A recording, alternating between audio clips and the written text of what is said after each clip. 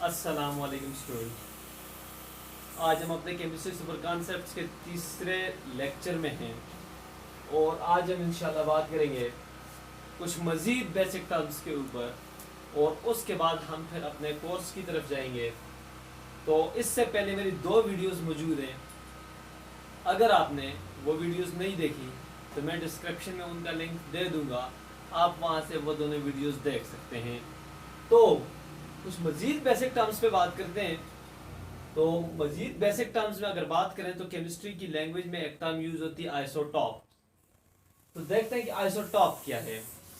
तो isotopes are the species are the atoms are elements having the same atomic number, elements having the same atomic number but different mass number are called what? Isotopes। कि ऐसी species जिनका atomic number same हो लेकिन उनका मास number different हो, तो ऐसी species को क्या कहा जाता है? ऐसी स्पीशीज को आइसोटॉप कहा जाता है। याद रखें आइसोटॉप्स हमेशा एक ही एलिमेंट के होंगे। आइसोटॉप हमेशा एक ही एलिमेंट्स के होंगे कि भाई एक ही एलिमेंट्स के ऐसी स्पीशीज जिनका एटॉमिक नंबर सेम हो बट मास नंबर डिफरेंट हो, तो ऐसी स्पीशीज को आइसोटॉप्स कहा जाता है। For example oxygen at 16, oxygen at 18।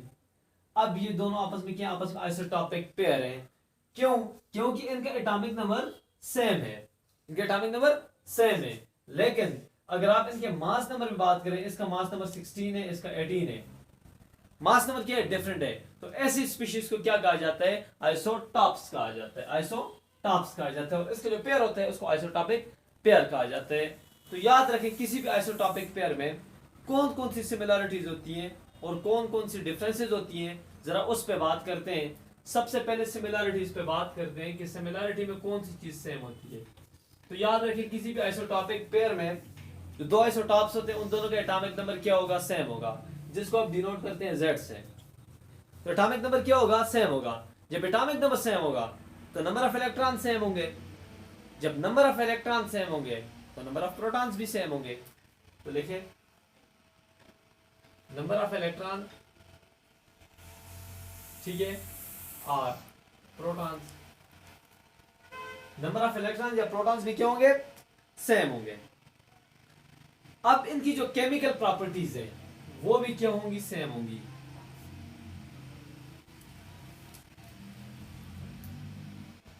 Chemical properties इनकी क्या होंगी? सेम होंगी। केमिकल प्रॉपर्टीज भी सेम होंगी। जो चौथी चीज है, मैंने आपको ये बात बताई है कि आइसोटॉप सेम एक एलिमेंट के होते हैं, सिंगल एलिमेंट के मुख्तलिफ आइसोटॉप होते हैं। तो जब सिंगल एलिमेंट के होते हैं तो इसका मतलब है कि position in the periodic table भी तमाम के तमाम आइसोटॉप का क्या होगा? सेम होगा। Position in PT, position in periodic table, position in periodic table का मतलब कि जो एक आइसोटॉप का ग्रुप नंबर है वो दूसरे आइसोटॉप का भी ग्रुप नंबर होगा। जो एक आइसोटॉप का पीरियड नंबर है वो दूसरे का भी क्या होगा? पीरियड नंबर होगा। इससे अगली चीज है कि उनकी वैलेंसी क्या होगी? वैलेंसी उनकी सेम होगी। दोनों आइसोटॉप की वैलेंसी क्या होगी? सेम होगी, क्योंकि वो दोनों क्या एक ही एलिमेंट के आइसोटॉप हैं। फॉर एग्जांपल मैंने लिखा था ऑक्सीजन 8 16 एंड ऑक्सीजन 8 18। तो आप अगर देखें तो यहाँ पे हर एक ऑक्सीजन की वैलेंसी क्या -2 है, चाहे वो इससे या इससे, तो इन दोनों की वैलेंसी क्या होगी? सेम होगी। अब इसके कुछ डिफरेंसेस पे बात करते हैं। ये है कुछ सिमिलरिटीज के एटॉमिक नंबर ऑफ इलेक्ट्रॉन्स और protons, chemical properties, position in the periodic table means कि ग्रुप नंबर और पीरियड नंबर भी सेम होगा, और वैलेंसी। तो ये सारी की सारी क्या सिमिलरिटीज हैं किसी भी आइसोटॉपिक पेयर के अंदर। अब डिफरेंसेस पे बात करते हैं। तो जब डिफरेंसेस पे हम बात करते हैं तो सबसे पहली चीज जो कि डिफरेंट होती है तो दैट इज मास नंबर। ये आपको डेफिनेशन से ही पता चल जाता है कि इसका मास नंबर क्या होगा? डिफरेंट होगा। तो आपको पता है कि मास नंबर क्या होता है? टोटल नंबर ऑफ क्या होता है? प्रोटॉन एंड न्यूट्रॉन होता है। मास नंबर यहाँ पे एक कंसेप्ट है स्टूडेंट कि proton plus neutron is equal to क्या होता है? मास नंबर के बराबर होता है। अब आपने ये बात देखी कि किसी भी आइसोटॉप के अंदर इलेक्ट्रॉन्स की तादाद तो सेम होती है, मतलब कि एटॉमिक नंबर सेम होता है, मतलब कि फिर क्या कि ये तादाद तो सेम रहेगी हर आइसोटॉप के अंदर। आइसोटॉप जो एक दूसरे से चेंज करते हैं वो due to number of neutrons change करते हैं। कि भाई अगर एक आइसोटॉप दूसरे से डिफरेंट है तो क्यों डिफरेंट है? Due to number of neutrons की वजह से। तो क्या दूसरा फिर आपके सामने आ गया कि कौन सा डिफरेंट है? Number of neutron, number of neutron क्या होंगे? वो डिफरेंट होंगे। अब इससे अगली चीज एटॉमिक मास। एटॉमिक मास, जो एटॉमिक मास होगा वो भी क्या होगा? डिफरेंट होगा। डिफरेंट आइसोटॉप पे जो होगा वो क्या होगा? डिफरेंट होगा। चौथी चीज फिजिकल प्रॉपर्टीज। जो फिजिकल प्रॉपर्टीज है वो भी क्या होंगी? डिफरेंट होंगी। Chemical properties same, physical properties क्या होंगी? डिफरेंट होंगी। अब उनकी जो रिप्रेजेंटेशन है, रिप्रेजेंटेशन डिफरेंट होगी दोनों आइसोटॉप्स की, या जितने भी आइसोटॉपिक पेयर है, दो आइसोटॉप है, 3 है, 4 है, 5 जितने भी है, उनकी रिप्रेजेंटेशन डिफरेंट होगी। अब जो अगली चीज है या कि रिप्रेजेंटेशन,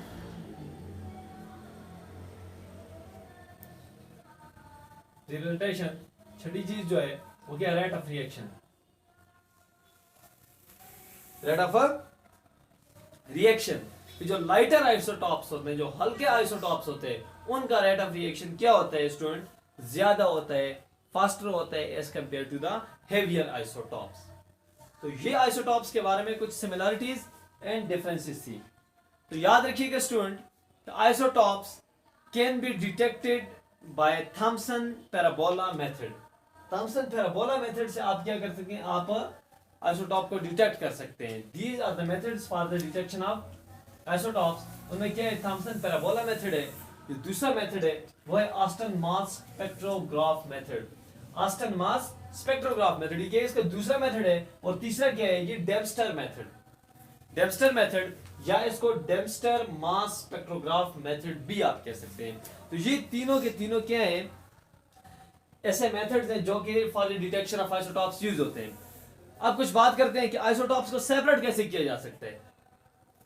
एक एलिमेंट के आइसोटॉप्स को सेपरेट किया जा सकता है तो उसको फ्रैक्शनल डिस्प्लेशन के थ्रू उनको अलग किया जा सकता है। इंशाल्लाह इसकी डिटेल भी पढ़ेंगे कोर्स में, इंशाल्लाह जो जरूरत पड़ेगी तो हम इसको पढ़ते रहेंगे।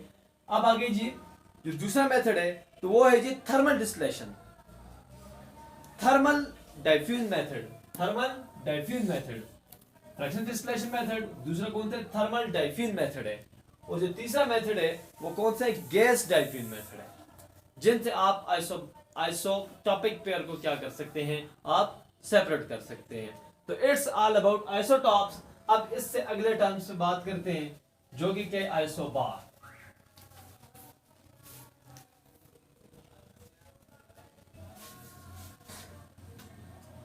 स्टूडेंट आइसोबार पे बात करते हैं। अब आइसोबारिक पेयर क्या है? अब यह है कि the atom of different elements, क्या कहते हैं कि डिफरेंट एलिमेंट्स के क्या? Atoms having the same mass number, having the same mass number but different atomic number. वही बात आ गई, वही बात आ गई कि जब आप आइसोटॉप में कहा करते थे कि आइसोटॉप दोनों के दोनों क्या होंगे? सेम एलिमेंट के होंगे। दोनों के दोनों मैंने कहा कि सेम एलिमेंट के होंगे। जिस तरह कार्बन 612, कार्बन 614 दोनों आइसोटॉप है लेकिन दोनों किसी के? कार्बन के हैं। लेकिन इसी तरह जो आइसोबार्स होंगे, आइसोबार डिफरेंट एलिमेंट्स के होंगे कि the atoms of different elements, the atoms of different elements having same mass number but different atomic number is called isobar, are called isobars. उनको क्या कहा जाता है? आइसोबार्स कहा जाता है। जबकि आपने आइसोटॉप में पढ़ा था कि एटॉमिक नंबर सेम होगा, मास नंबर डिफरेंट होगा। यहां पे क्या होगा? केस उल्टा हो गया, mass number same, atomic number different. तो ये क्या है जी? आइसोबार इनको कहा जाते हैं। अब इनकी अगर हम सिमिलरिटीज पे बात करें, इनकी सिमिलरिटीज क्या है?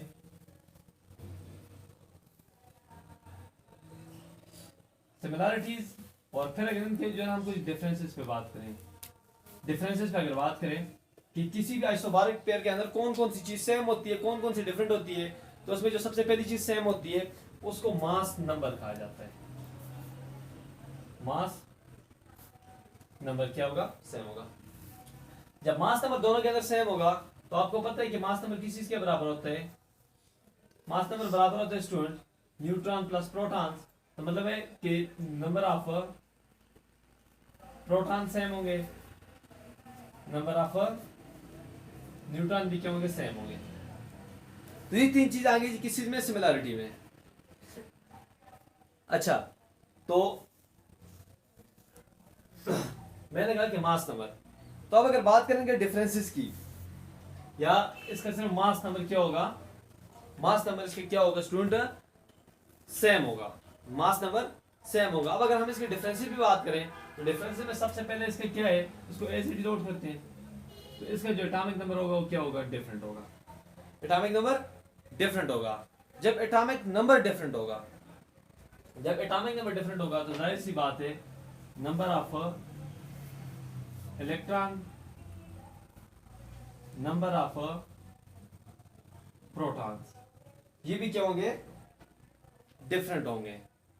ठीक है, अब जो इसकी केमिकल प्रॉपर्टीज होंगी, केमिकल प्रॉपर्टीज, केमिकल प्रॉपर्टीज वो भी क्या होंगी, डिफरेंट होंगी। केमिकल प्रॉपर्टीज क्या होंगी, डिफरेंट होंगी। और इसके अलावा जो इसकी फिजिकल प्रॉपर्टीज हैं वो भी क्या होंगी, डिफरेंट होंगी। दो आइसोबारिक पेयर की वो भी क्या होंगी, डिफरेंट होंगी। और position in the periodic table जो होगा वो भी डिफरेंट होगा, पोजीशन इन पीरियोडिक टेबल जो होगा वो भी क्या होगा, डिफरेंट होगा। अब वो क्यों डिफरेंट होगा, क्योंकि मैंने आपको आइसोटॉप से बताया कि आइसोटॉप सेम एलिमेंट के होते हैं, लेकिन आइसोबार सेम एलिमेंट के नहीं हो सकते, ये डिफरेंट एलिमेंट के होते हैं। जब डिफरेंट एलिमेंट के होते हैं तो डिफरेंट, तो किसी भी दो एलिमेंट का पोजीशन पीरियोडिक टेबल में सेम नहीं हो सकता। जब सेम नहीं हो सकता तो इसका मतलब है कि जो आइसोबारिक पेयर है, ठीक है, उनकी position in the periodic table क्या होगी, डिफरेंट होगी। अब अगर इसकी एग्जांपल पे बात करें, एग्जांपल पे अगर इसकी बात करें आइसोबारिक पेयर की, तो इसकी एग्जांपल है, इसकी एग्जांपल है C614 और नाइट्रोजन के नाइट्रोजन 714।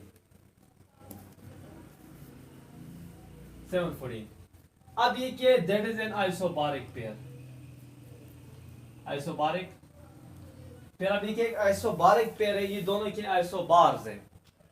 क्यों, अब देखें कि क्यों, वो इसलिए क्योंकि इनका क्या है, मास नंबर सेम है, और जो कि क्या 14 है, एक का भी 14 है, दूसरे का भी 14 है, तो species having same mass number. अब दूसरे जो पार्ट है डेफिनेशन होगी different atomic number, atomic number इसका 6 है, इसका 7 है। पहला पार्ट वो ओबे हो गया रूल कि having same mass number but different atomic number, तो दूसरे भी क्या हो गया, ओबे हो गया, तो क्या डिफरेंट है ना। तो लिहाजा ये जो C614 एंड N714 ये जो पेयर है, ये कौन सा पेयर है स्टूडेंट, ये आइसोबारिक पेयर है। अब यहाँ पे स्टूडेंट एक और फैक्ट यहाँ पे याद रखना कि आइसोबारिक पेयर में जो एक होगा वो हमेशा क्या होगा, अनस्टेबल होगा। फॉर एग्जाम्पल या तो ये अनस्टेबल होगा या क्या होगा, या ये अनस्टेबल होगा। अब यहाँ पे कौन सा अनस्टेबल है, यहाँ पे ये वाला क्या, ये अनस्टेबल है, ये अनस्टेबल है, और ये क्या, ये स्टेबल है। कि इन आइसोबारिक पेयर में वन इज क्या जी, अनस्टेबल, एक क्या होगा, हमेशा क्या होगा, अनस्टेबल होगा। जिस तरह इस आइसोबारिक पेयर में जो कार्बन 614 है, तो वो क्या होगा, कार्बन 14 का जो आइसोबार है तो वो क्या होगा, अनस्टेबल होगा। तो स्टूडेंट ये कुछ बातें की आइसोबार के हवाले से। अब कुछ बात करते हैं आइसो इलेक्ट्रॉनिक स्पीशीज के बारे में। स्टूडेंट्स को समझना ये इंतहाई इंपॉर्टेंट कॉन्सेप्ट है, आइसोबार, ये iso electronic species, iso electronic species. तो इसको हम डिफाइन क्यों करते हैं कि the species having same number of electrons are called iso electronic species. पहले आप नाम से देखें कि आइसो इलेक्ट्रॉनिक स्पीशीज, आइसो का मतलब होता है सेम, आइसो सेम को कहते हैं, इलेक्ट्रॉनिक किसी से, इलेक्ट्रॉन से, तो सेम इलेक्ट्रॉन। कि the species having same number of electrons are called, कि the different species having same number of electrons are called what? Isoelectronic species. उनको क्या कहते हैं? आइसोइलेक्ट्रॉनिक स्पीशीज कहते हैं। इसकी अगर एक और फैक्ट में मैं आपको बात करूं तो आइसोइलेक्ट्रॉनिक पेयर के अंदर एटम आयन हो सकते हैं। यानी फॉर एग्जांपल कोई क्या है? एटम आयन, ठीक है। एन आइसोबारिक पेयर में भी कंसिस्ट ऑफ एटम आयन, कि एक एटम और आयन आपस में आइसोइलेक्ट्रॉनिक पेयर हो सकते हैं। दूसरा है आयन आयन आपस में हो सकते हैं, आयन आयन आपस में हो सकते हैं, ठीक है। आयन आयन आपस में हो सकते हैं। और इसके अलावा एटम और मॉलिक्यूल आपस में हो सकते हैं। क्या? एटम और मॉलिक्यूल आपस में हो सकते हैं। एटम और मॉलिक्यूल आपस में क्या हो सकते हैं स्टूडेंट? आइसोइलेक्ट्रॉनिक पेयर हो सकते हैं, आइसोइलेक्ट्रॉनिक स्पीशीज हो सकते हैं। इसके कुछ एग्जांपल्स पे बात करते हैं। एग्जांपल इसके क्या है जी? ये 3 स्पीशीज में आपको देता हूं कि नियान, नियान, सोडियम आयन और F माइनस। अब ये तीनों स्पीशीज आपस में क्या? आइसोइलेक्ट्रॉनिक है, आइसोइलेक्ट्रॉनिक है। क्यों? नियान के क्या एटॉमिक नंबर 10 है, नियान के एटॉमिक नंबर 10 है। अब सोडियम का क्या होता है? एटॉमिक नंबर क्या होता है? 11 होता है। नंबर ऑफ इलेक्ट्रॉन इसके अंदर क्या होते हैं? 11 होते हैं। तो जब 11 होते हैं तो 11, अब इसके ऊपर क्या? एक पॉजिटिव चार्ज है। इसका मतलब है कि एक इलेक्ट्रॉन निकला हुआ है। पहले कितने थे? 11। अब इससे एक निकले हुए तो पीछे कितने रह गए? 10। इसमें भी नंबर ऑफ इलेक्ट्रॉन 10 हो गए। इसमें 10। इसमें पहले 11 थे, एक इलेक्ट्रॉन निकला तो फिर 10 रह गए। अब जो फ्लोरीन है, फ्लोरीन का वैसे एटॉमिक नंबर होता है 9। अब इसके ऊपर एक नेगेटिव चार्ज है, मतलब कि इसने एक और लिया तो इसके अंदर भी कितने हो गए? 10। तो इन तीनों के अंदर नंबर ऑफ इलेक्ट्रॉन्स अब क्या हुए? सेम हुए। नंबर ऑफ इलेक्ट्रॉन्स सेम हुए। तो लिहाजा अब ये तीनों आपस में क्या है? आइसोइलेक्ट्रॉनिक स्पीशीज है। फ्लोरीन आयन, फ्लोराइड आयन और सोडियम आयन आपस में इलेक्ट्रॉनिक आइसोइलेक्ट्रॉनिक स्पीशीज है। और सोडियम आयन और नियान आपस में क्या? इलेक्ट्रॉनिक स्पीशीज है। तो अब मैंने यहाँ पे एक टर्म लिखा हुआ है कि एटम आयन आपस में, एटम आयन आपस में क्या हो सकते हैं? आइसो इलेक्ट्रॉनिक स्पीशीज हो सकती हैं। तो ये अगर आप देखें, ये क्या? इसको आप एटम भी कह सकते हैं, मॉलिक्यूल भी कह सकते हैं। मोनोएटॉमिक मॉलिक्यूल की एग्जांपल है। अब देखें, ये एटम और दोनों साथ आयंस, ठीक है। अब ये आप इस तरह कह सकते हैं कि अगर हम देखें, अब अगर हम यहाँ पे देखें आइसो इलेक्ट्रॉनिक पेयर की अगर बात करें, इसको आप यूं कह सकते हैं कि नियान और सोडियम आयन आपस में इलेक्ट्रॉनिक, ठीक है, ये एक पेयर आ गया। और इस तरह नियान और फ्लोराइड ये दूसरा पेयर आ गया। इसी तरह सोडियम आयन और फ्लोराइड आयन ये इसी तरह सब के सब जो आपस में क्या है? ये आइसो इलेक्ट्रॉनिक स्पीशीज है, आइसो इलेक्ट्रॉनिक स्पीशीज है।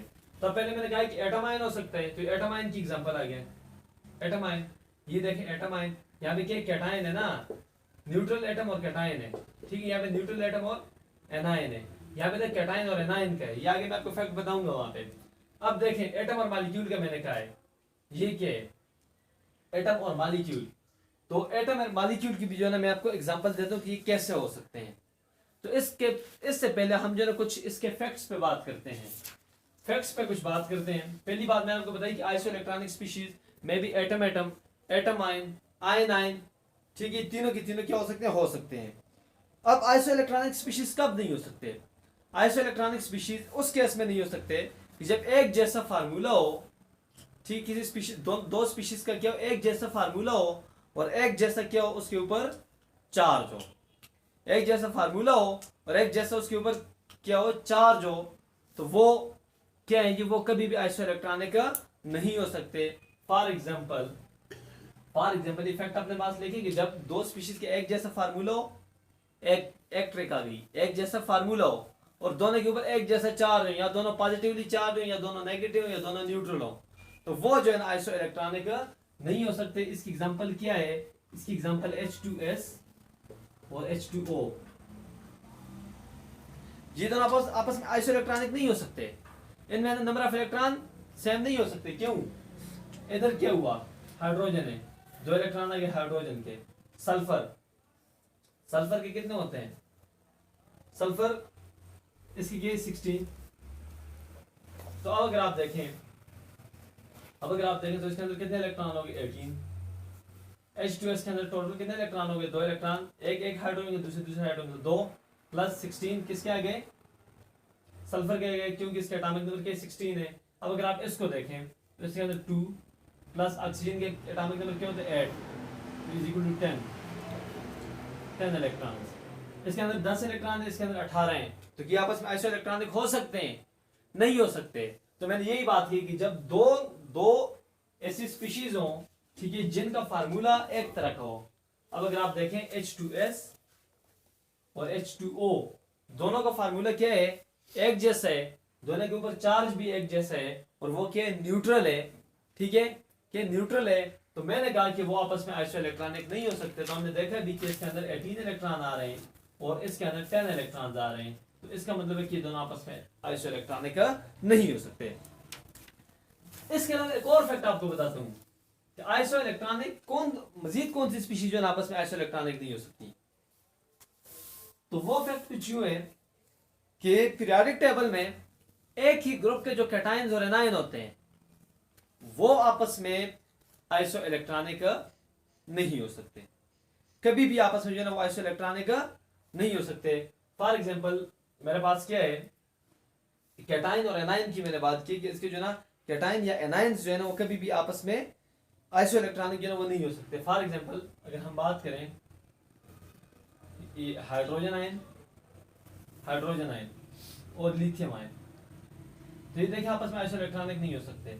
अब ये जब एक इलेक्ट्रॉन क्या करेगा, इलेक्ट्रॉन लास्ट के पीछे 0 इलेक्ट्रॉन रह जाएंगे, लेकिन इसके केस में लिथियम में क्या 3 है, जब एक लास्ट के पीछे 2 इलेक्ट्रॉन रह जाएंगे। तो लिहाजा अब ये के आइसो इलेक्ट्रॉनिक नहीं हो सकते। किसी भी पीरियोडिक टेबल में किसी भी ग्रुप के कैटायंस और एनायंस आपस में आइसो इलेक्ट्रॉनिक नहीं हो सकते। अब जो आइसो इलेक्ट्रॉनिक पेयर होता है, आइसो इलेक्ट्रॉनिक पेयर, ये बात मैंने पीछे इधर भी बताई आपको, ये क्या हो सकते हैं? न्यूट्रल एटम और कैटायन, ये आइसो इलेक्ट्रॉनिक पेयर हो सकता है। अब क्या न्यूट्रल एटम और एनायन ये आपस में क्या हो सकता है? आइसो इलेक्ट्रॉनिक पेयर हो सकता है। अब इसी तरह दो न्यूट्रल एटम्स, ठीक है, एक भी न्यूट्रल और दूसरे भी न्यूट्रल, दो न्यूट्रल एटम आपस में आइसो इलेक्ट्रॉनिक पेयर हो सकते हैं। इसके अलावा कैटायन और कैटायन आपस में क्या हो सकते हैं? कैटायन और कैटायन आपस में इलेक्ट्रॉनिक पेयर हो सकते हैं, आइसो इलेक्ट्रॉनिक पेयर हो सकते हैं। कैटायन और एनायन आपस में इलेक्ट्रॉनिक पेयर हो सकते हैं, और एनायन और एनायन आपस में इलेक्ट्रॉनिक पेयर हो सकते हैं। तो ये जो आपस में क्या हो सकते हैं? आइसो इलेक्ट्रॉनिक हो सकते हैं कि इनके अंदर क्या हो, नंबर ऑफ इलेक्ट्रॉन्स क्या हो, सेम हो। तो it's all about iso electronic species. तो अब बात करते हैं आइसो ईस्टर्स पे कि व्हाट आर आइसो ईस्टर। इससे जो अगला टर्म है वो क्या आइसो ईस्टर है। कि आइसो ईस्टर क्या होते हैं? Student, these are the fundamental of chemistry. ये क्या फंडामेंटल ऑफ केमिस्ट्री है और ये आपने हर सूरत में सीखना है in order to learn chemistry effectively, वरना ये टर्म्स आगे यूज होंगी और फिर जो आप इसमें कंफ्यूज होंगे।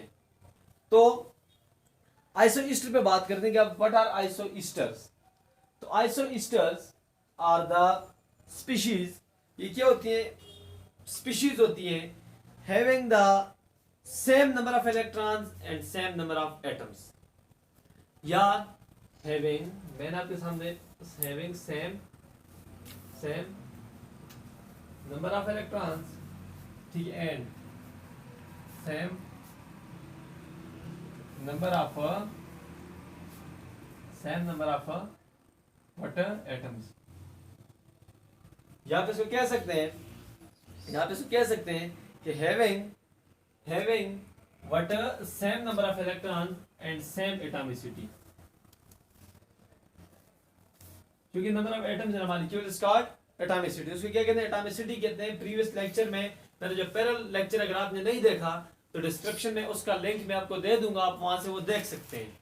आज एटॉमिसिटी पे वहां पे मैंने डिटेल लेक्चर मेरा मौजूद है।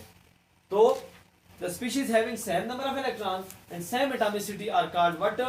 Iso Easter. उनको क्या कहते हैं? आइसो ईस्टर्स हो सकते हैं। तो इसके बारे में दो फैक्ट लिखें कि हर जो आइसो ईस्टर स्पीशीज होती है तो वो आइसो इलेक्ट्रॉनिक होती है। हर आइसो ईस्टर स्पीशी क्या होती है? आइसो इलेक्ट्रॉनिक होती है। लेकिन हर आइसो इलेक्ट्रॉनिक स्पीशी आइसोबार नहीं हो सकती। हर isoster species isoelectronic होगी, हर isoster species isoelectronic होगी, लेकिन हर isoelectronic species isoster नहीं हो सकती। इसकी एग्जांपल अगर आप इसकी देखें तो वो क्या है? Cn माइनस है और इसके अलावा के पास ये K पेयर है N2। अब अगर आप यहाँ पे देखें, इनमें अगर आप देखें तो कार्बन के 6 और 6 प्लस 8 14 इलेक्ट्रॉन आ गए, ठीक है। और इसमें नाइट्रोजन के जी 7 प्लस 7 तो ये भी क्या है? 14 इलेक्ट्रॉन आ गए। तो ये दोनों स्पीशीज आपस में क्या हुई? आइसो इलेक्ट्रॉनिक हो गई, क्योंकि दोनों में नंबर ऑफ इलेक्ट्रॉन सेम है, आइसो इलेक्ट्रॉनिक हो गई। अब क्या हुई? आइसो इलेक्ट्रॉनिक हो गई ये दोनों, आइसो इलेक्ट्रॉनिक हो गई ये दोनों। अब ये आपस में आइसो ईस्टर्स भी हैं। आइसो इलेक्ट्रॉनिक वाला शर्त तो पूरा हो गया, ठीक है, कि सेम नंबर ऑफ इलेक्ट्रॉन, ठीक है। अब दूसरी शर्त रहता है कि जिनकी एटॉमिसिटी सेम हो। एटॉमिसिटी अगर आप देखें तो कार्बन नाइट्रोजन, तो क्या ये दो एटम्स हैं, दो नाइट्रोजन इधर भी दो हैं, तो लिहाजा ये आइसो ईस्टर्स भी हैं और क्या है? और इसके अलावा क्या है? आइसो ईस्टर भी हैं और आइसो इलेक्ट्रॉनिक भी हैं। अब इसके अलावा इसकी एक और एग्जांपल पे अगर बात करें तो वो है जी कार्बन मोनोऑक्साइड और नाइट्रोजन मोनोऑक्साइड पे अगर आप बात करें तो ये क्या है? ये भी क्या है जी? आइसो ईस्टर्स हैं। वो कैसे? अब देखें आप, कार्बन में कितने इलेक्ट्रॉन होते हैं? 6 और ऑक्सीजन में कितने होते हैं? 8, तो 14। फिर अगर आप इसको देखें नाइट्रोजन के अंदर कितने होते हैं? 7। अब देखें यहाँ पे कॉन्सेप्ट है, ऑक्सीजन में कितने होते हैं? 8 होते हैं। अब ऑक्सीजन के ऊपर एक पॉजिटिव चार्ज है, जब किसी चीज पे जितने पॉजिटिव चार्ज है तो आप इतने ही समझे कि उसने उतने इलेक्ट्रॉन किए लॉस किए। अब एक पॉजिटिव चार्ज, एक इलेक्ट्रॉन उसने लॉस किए थे, पहले 8 इलेक्ट्रॉन थे, एक उसने माइनस किए, पीछे कितने रह गए? 7 प्लस 7 क्या 14, तो 14 इलेक्ट्रॉन इसके अंदर, 14 इसके अंदर। तो that is why these species are called iso electronic. ये क्या? आइसो इलेक्ट्रॉनिक है। अब हमने देखने की क्या ये आइसोबारिक भी है, तो आइसोबारिक हम देखते हैं। कार्बन ऑक्सीजन कितने एटम्स है? 2 एटम्स है। नाइट्रोजन ऑक्सीजन कितने? 2 हैं। तो इनकी एटॉमिसिटी भी सेम है। तो जब नंबर ऑफ इलेक्ट्रॉन्स भी सेम है और एटॉमिसिटी भी सेम है तो such species are called iso Easter. उनको फिर क्या कहा जाता है? आइसो ईस्टर कहा जाता है। एक और एग्जांपल पे बात करते हैं, और वो एग्जांपल क्या है जी? कार्बन डाइऑक्साइड की है, कार्बन डाइऑक्साइड की और N2O की है। इस पे बात करते हैं कि क्या भाई ये क्या आपस में आइसो ईस्टर्स हैं या नहीं है, या आइसो इलेक्ट्रॉनिक है या नहीं है, इस बात को देखना है। तो कार्बन के अंदर 6 इलेक्ट्रॉन प्लस एक ऑक्सीजन के अंदर कितने होते हैं? 8 होते हैं। तो 2 के अंदर कितने होंगे? 8 × 2, तो ये इक्वल टू क्या? 6 + 16, तो 22 इलेक्ट्रॉन हो गए। अब क्या? 14 + 8, तो 22 हो गए। दोनों के अंदर 22 इलेक्ट्रॉन है, तो इसका मतलब दोनों क्या है? आइसो इलेक्ट्रॉनिक है। लेकिन साथ में अब आपने देखने की इनकी एटॉमिसिटी भी सेम है, तो यस इट इज। एक कार्बन 2 ऑक्सीजन, तो 3 एटम्स इसके अंदर। अब एक ऑक्सीजन 2 नाइट्रोजन, तो इसके अंदर भी 3 है। तो लिहाजा इनकी एटॉमिसिटी भी सेम है और नंबर ऑफ इलेक्ट्रॉन्स भी सेम है। जब एटॉमिसिटी भी सेम हो, मतलब कि नंबर ऑफ एटम्स भी सेम हो, और क्या हो साथ साथ नंबर ऑफ इलेक्ट्रॉन्स भी सेम हो, जब ये दोनों कैरेक्टरिस्टिक हो, तो such species are called iso Easter. उनको क्या कहते हैं? आइसो ईस्टर कहते हैं। तो यहां पे एक फैक्ट है स्टूडेंट, ये फैक्ट ऑलरेडी मैंने आपको बता भी दिया है, और वो फैक्टर कौन सा है उस पर बात करता हूं। ये ऑलरेडी पहले आपको मैं एक्सप्लेन कर चुका हूं कि जब भी एटॉमिसिटी सेम हो और डिफरेंट एलिमेंट के मॉलिक्यूल हो, एटॉमिसिटी सेम हो और डिफरेंट एलिमेंट के मॉलिक्यूल हो, तो वो कभी भी आपस में आइसो ईस्टर नहीं हो सकते। कि क्या हो? एटॉमिसिटी सेम हो, लेकिन वो जिनकी एटॉमिसिटी सेम है, वो केवल डिफरेंट एलिमेंट्स के मॉलिक्यूल्स हों, तो वो कभी भी आपस में आइसोईस्टर नहीं हो सकते। कि when the atomicity of two different when the atomicity is same, जब केवल एटॉमिसिटी सेम हो, ठीक है, and these elements are of different molecules, केवल डिफरेंट एलिमेंट्स के जो केवल मॉलिक्यूल्स हों, तो they can never be isostere pair, क्या हो आइसो ईस्टर कभी भी जो है वो नहीं हो सकते। इसकी एग्जांपल है स्टूडेंट O2 और क्या N2 N2। अब आपने इस बात को देखना है O2 और N2। तो मैंने कहा कि जब एटॉमिसिटी सेम हो, इनकी अगर आप एटॉमिसिटी देखें तो इसका भी 2 है, इसकी भी एटॉमिसिटी क्या 2 है, एटॉमिसिटी इन दोनों की क्या सेम है। तो जब एटॉमिसिटी सेम है तो फिर आपने देखना है कि क्या ये जो मॉलिक्यूल हैं ये डिफरेंट एलिमेंट के हैं, हाँ बिल्कुल डिफरेंट एलिमेंट के हैं, ये ऑक्सीजन का है, ये नाइट्रोजन का है, तो ये फिर कभी भी आपस में आइसो इलेक्ट्रॉनिक नहीं हो सकते। कि जब एटॉमिसिटी सेम हो और जो मॉलिक्यूल्स हो वो डिफरेंट एलिमेंट्स के हो, तो ऐसा पेयर कभी भी आपस में आइसो इलेक्ट्रॉनिक नहीं हो सकता। ये तो मैंने आपको फैक्ट बता दिया। अब देखते हैं कि क्या वाकई नहीं हो सकता या वैसे ही एक बात की है, तो देखते हैं इस बात को जरा। देखें एक ऑक्सीजन के अंदर कितने इलेक्ट्रॉन होते हैं, 8 होते हैं, तो 8 + 8 तो कितने 16 इलेक्ट्रॉन आ गए, इसके अंदर 16 इलेक्ट्रॉन आ गए। अब सिमिलरली 7 एक नाइट्रोजन के अंदर, 7 दूसरे के अंदर 14 इलेक्ट्रॉन, इसके अंदर 14 इलेक्ट्रॉन, इसके अंदर 16 इलेक्ट्रॉन। तो आपने आइसोबारिक पेयर के लिए दो कंडीशंस पढ़ी थी। नंबर 1 उनकी एटॉमिसिटी सेम होनी चाहिए, एटॉमिसिटी सेम होनी चाहिए। दूसरा मतलब कि वो आइसो इलेक्ट्रॉनिक होने चाहिए, मतलब कि नंबर ऑफ इलेक्ट्रॉन सेम क्या होनी चाहिए, सेम होनी चाहिए।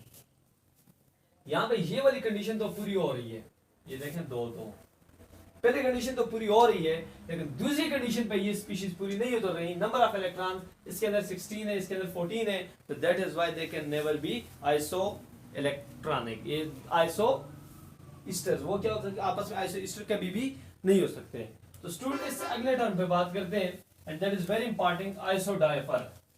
आइसो डाइफर अब क्या होते हैं, जरा इस बात को देखते हैं। आइसो डाइफर,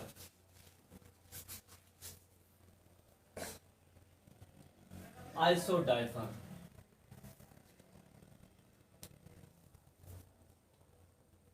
आइसो डाइफर, इस टर्म को देखते हैं कि आइसो डाइफर जो है ना वो क्या है। तो isodiapher are the species having same isotopic number are called isodifer। कि ऐसी स्पीशीज जिनमें क्या हो आइसोटॉपिक, जिनका आइसोटॉपिक नंबर सेम हो, उनको क्या कहते हैं, आइसोडाइफर कहते हैं। या आप इसको यू भी आप डिफाइन कर सकते हैं कि the species having different atomic and mass number, the species having different atomic and mass number, जिनका क्या हो different atomic and mass number हो, but same neutron axis। अब इसको समझने की जरूरत है। सेम न्यूट्रॉन एक्सिस क्या है, सेम न्यूट्रॉन एक्सिस है जिनके अंदर के सेम न्यूट्रॉन एक्सिस है। तो अब इस बात को देखना है कि वो सेम न्यूट्रॉन एक्सिस कैसा है। तो अब क्या कि सेम न्यूट्रॉन एक्सिस है, तो अब इसको देखते हैं कि न्यूट्रॉन एक्सिस क्या है। ये जो टर्म मैंने यूज की है कि जिनमें एटॉमिक नंबर और मास नंबर क्या हो, सेम हो, लेकिन क्या हो, क्या जी कि जिनका जो न्यूट्रॉन एक्सिस हो तो वो एटॉमिक नंबर और मास नंबर डिफरेंट हो, लेकिन सेम न्यूट्रॉन एक्सिस हो। अब ये न्यूट्रॉन एक्सिस क्या है, न्यूट्रॉन एक्सिस इज एक्चुअली क्या है, डिफरेंस है।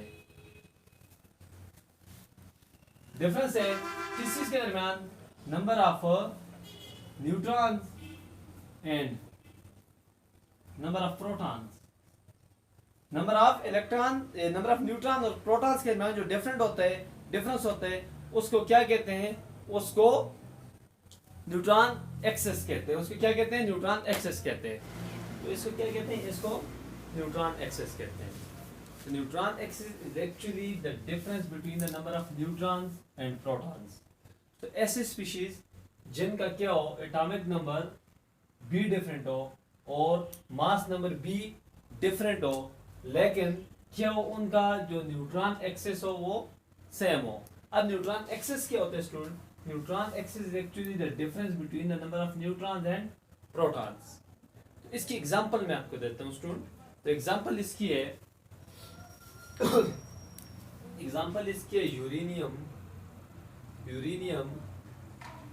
92 238 और थोरियम है 90 235। तो आप स्टूडेंट अगर आप इसमें देखें, सबसे पहले आप नंबर ऑफ न्यूट्रॉन्स फाइंड करें। तो नंबर ऑफ न्यूट्रॉन्स आपको पता है किस चीज के बराबर होता है? वो आपके पास बराबर होता है मास नंबर माइनस एटॉमिक नंबर। तब नंबर ऑफ न्यूट्रॉन्स आप फाइंड करें किसी के लिए? यूरेनियम के लिए। तो n इज इक्वल टू आ जाएगा नंबर ऑफ, ये मास नंबर है, मास नंबर। तो मास नंबर क्या है? 238। तो 238 माइनस एटॉमिक नंबर 92। तो ये जब आप इससे माइनस करेंगे तो ये आपके पास आ जाएगा 146, क्योंकि 238 माइनस 92 तो क्या 6 और 4 और 1 तो 146 न्यूट्रॉन, ये नंबर ऑफ न्यूट्रॉन आ गए। तो फिर आप क्या करें? मैंने आपको कहा कि number of neutrons and number of protons के दरमियान का जो डिफरेंस होता है उसको क्या कहते हैं? उसको न्यूट्रॉन एक्सेस कहते हैं। तो नंबर ऑफ न्यूट्रॉन्स आपके पास ये आ गया। तो अब आप क्या करें? न्यूट्रॉन एक्सेस फाइंड करें किस चीज के लिए? यूरेनियम के लिए। क्या न्यूट्रॉन एक्सेस? तो न्यूट्रॉन एक्सेस किस चीज के बराबर होगा? न्यूट्रॉन एक्सेस बराबर होगा number of neutron minus number of proton. Number of neutron कितने? 146। अब 146 आ गया क्या स्टूडेंट? Number of neutrons. अब नंबर ऑफ प्रोटॉन्स, तो नंबर ऑफ प्रोटॉन्स यहाँ पे आपको ये कंसेप्ट होना चाहिए कि ये इसका क्या है? एटॉमिक नंबर है। एटॉमिक नंबर है मतलब कि नंबर ऑफ इलेक्ट्रॉन्स है। तो मैंने आपको कहा कि किसी भी न्यूट्रल एटम के अंदर नंबर ऑफ इलेक्ट्रॉन्स जो होते हैं वो बराबर होते हैं नंबर ऑफ प्रोटॉन्स के। तो आप चूंकि इसके ऊपर कोई चार्ज नहीं है, ये न्यूट्रल है, तो लिहाजा ये जो इसका एटॉमिक नंबर है, नंबर ऑफ इलेक्ट्रॉन्स है, तो यही क्या होंगे? नंबर ऑफ प्रोटॉन्स भी होंगे। तो माइनस क्या? 92। उसको जब आप माइनस करेंगे 146 माइनस 92 तो क्या 4 आ जाएगा। तो 14 माइनस 9 5। तो आपके पास क्या आ गया? 54 आपके पास आ गया क्या? Neutron excess for thorium. यह आ गया किस चीज के लिए? न्यूट्रॉन एक्सेस फॉर थोरियम, ये सॉरी यूरेनियम के लिए। अब इसी तरह हम फाइंड करने किस चीज के लिए? ये थोरियम के लिए, इसका जो दूसरा पार्ट है। तो थोरियम क्या? सबसे पहले आप इससे नंबर ऑफ न्यूट्रॉन्स फाइंड करेंगे। तो क्या? Atomic number mass number minus atomic number, that is equal to क्या? 234 माइनस एटॉमिक नंबर 90। तो ये आपके पास आ जाएगा n is equal to number of neutron is equal to आ जाएगा 144। इसको माइनस करें 234 माइनस 90 तो 4 और ये 4 और 1 तो 144 नंबर ऑफ न्यूट्रॉन्स आ जाएंगे। तो जब ये 144 आ जाएंगे तो अब आपने क्या करना है? न्यूट्रॉन एक्सेस आपने फाइंड करना है। न्यूट्रॉन एक्सेस आपको पता है क्या होता है? Number of neutron minus number of protons, इनका डिफरेंस होता है। तो क्या न्यूट्रॉन एक्सेस बराबर हो जाएगा 144 माइनस नंबर ऑफ प्रोटॉन्स। आप कैसे फाइंड करेंगे? अब आप देख रहे हैं कि थोरियम के ऊपर इस टाइम कोई भी चार्ज नहीं है, तो इसका मतलब है कि क्या? न्यूट्रल है। तो किसी भी न्यूट्रल एटम के अंदर जितने नंबर ऑफ इलेक्ट्रॉन्स होते हैं उतने नंबर ऑफ प्रोटॉन्स होते हैं। अब इस चूंकि इसका एटॉमिक नंबर 90 है, इसका मतलब इसके अंदर इलेक्ट्रॉन कितने? 90 है, तो प्रोटॉन भी इसके अंदर 90 ही होंगे। तो लिहाजा 144 माइनस 90, तो 144 माइनस 90 जब आप करेंगे तो ये आपके पास आ जाएगा 54। देखें 144 माइनस 90 तो क्या 54। ये क्या आ गया? ये न्यूट्रॉन एक्सेस आ गया फॉर थोरियम और ये आ गया किस चीज के लिए? For uranium. तो आप देखें दोनों का क्या हुआ? न्यूट्रॉन एक्सेस सेम आया, इसका भी 54 इसका भी 54। So they are the isodiaphers of each other. लिहाजा ये एक दूसरे के क्या है? डाइफर्स हैं, क्योंकि इनका अगर आप देखें एटॉमिक नंबर इसका 90 है, इसका 92 है, एटॉमिक नंबर भी डिफरेंट है। मास नंबर देखें 234 238, ये भी डिफरेंट है। देखें जब आप इसका न्यूट्रॉन एक्सेस फाइंड करते हैं, neutron excess the difference between number of neutron and proton, तो वो यूरेनियम का भी 54 आता है और थोरियम का भी 54 आता है, तो लिहाजा they are the isodiaphers of each other, लिहाजा वो क्या है स्टूडेंट, एक दूसरे के आइसोडाइफर्स हैं। तो स्टूडेंट आज की आखिरी एक टर्मिनोलॉजी पे बात करते हैं, and that is what student, isotones. Isotones क्या होते हैं, आइसोटोन्स क्या होते हैं, तो बात करते हैं आइसोटोन्स के ऊपर।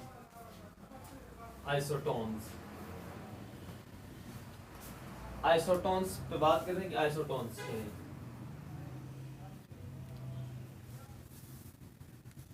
आइसोटोन स्टूडेंट ये भी एक इंतहाई बेसिक टर्म है। तो isotones are the species having same number of neutrons, having same number of neutrons are called isotones, कि ऐसी स्पीशीज जिनके अंदर क्या हो, सेम नंबर ऑफ न्यूट्रॉन्स हो, उनको क्या कहा जाता है, उनको आइसोटोन्स कहा जाता है। Isotones are the species having same number of neutrons are called isotones, उनको क्या कहते हैं, उनको आइसोटोन्स कहते हैं। तो स्टूडेंट ये था हमारा आज का सेशन जो कि अपने अख्ताम को पहुंचा। इंशाल्लाह स्टूडेंट इस चैनल पे आपको बहुत ज्यादा मटेरियल देखने को मिलेगा। इंशाल्लाह डेली मेरी इस पे 2 वीडियोस आया करेंगी। बेसिक खत्म करने के बाद हम FSC कोर्स पे जाएंगे। अब एक या 2 लेक्चर मजीद मेरे जो है ना बेसिक पे आएंगे। फिर उसके बाद इंशाल्लाह हमारी जो FSC की केमिस्ट्री है वो शुरू हो जाएगी, जहां से आपको बंडल्स ऑफ कॉन्सेप्ट्स आपको इंशाल्लाह सीखने को मिलेंगे। आपने सिर्फ इस चैनल के साथ जुड़े रहना है, और अगर आपने इस चैनल को अभी तक सब्सक्राइब नहीं किया तो इसको सब्सक्राइब कर लें। उम्मीद है कि यहाँ से आपको बहुत कुछ फ़ायदा होगा, क्योंकि इसमें बहुत सारी मेहनत इन्वॉल्व है। तो इंशाल्लाह ये आपके लिए बहुत ही बेनिफिशियल होगा। तो ये था हमारा आज का lecture. Thank you very much.